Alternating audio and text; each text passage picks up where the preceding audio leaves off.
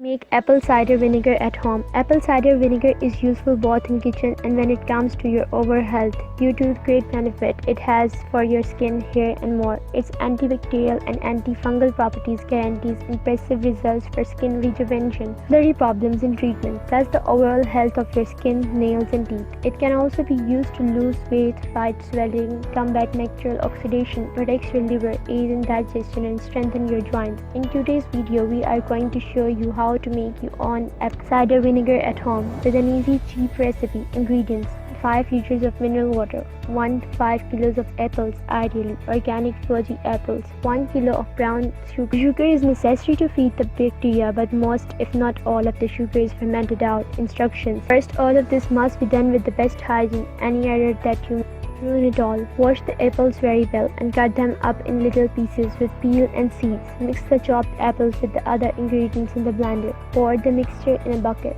that will hold more than 5 liters and cover it. For the next 10 days, stir the mixture with a wooden spoon once a day. Next, stir it every other day for the next 10 days. Lastly, let it sit for 10 days and then strain it. Store the liquid in glass or plastic bottles, but don't close them completely because the vinegar still needs to ferment.